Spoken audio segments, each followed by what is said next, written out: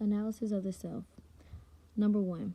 A life script is a set of childhood decisions made unconsciously by a person in response to parental messages about self, others, and the world. My example of a life script is that growing up sometimes I was compared to my sibling, my sister. She's 2 years older than me, so everybody expects the younger sibling to follow the older one, or at least be like them, as if I'm not my own totally different person. It shaped me in a way that I struggled with problems of thinking I wasn't good enough as myself because of certain things I heard and comments being made. Number 2, a reflected appraisal. A reflected appraisal describes the process of seeing ourselves through the eyes of others. People come to think of themselves in the way they believe others think of them. Basically, how we think others view us in this world. My example of a reflected appraisal is people thinking that I come off from a well family and home. They see me as someone who is used to things or doesn't struggle. I know this by the things people say in the comments that I overhear. Like, let me hold something, or I know you have it. And sometimes people even point out exactly what I own or what I have and what I have on. They call me things like big money.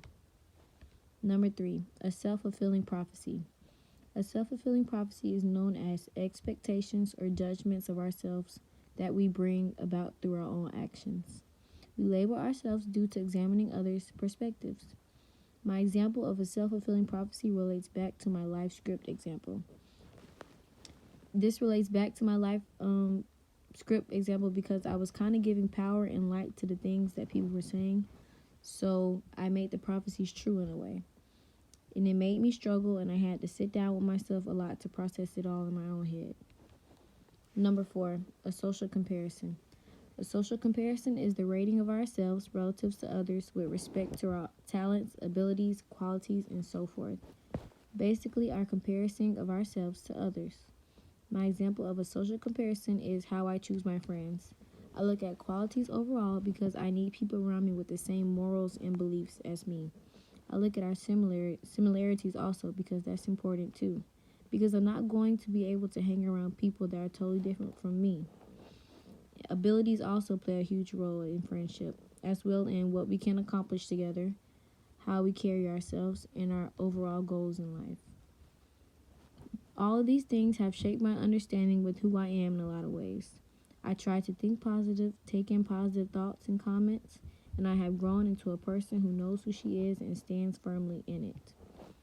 It is important to think critically about communication as something to personally reject and accept at times because you shouldn't just accept what is said about you off the bat. You should know who you are and what you think is true about yourself and then what's not. It's not okay to just sit back and let another person's thoughts about you become your own reality. Not everyone has good intentions with your name. Thank you.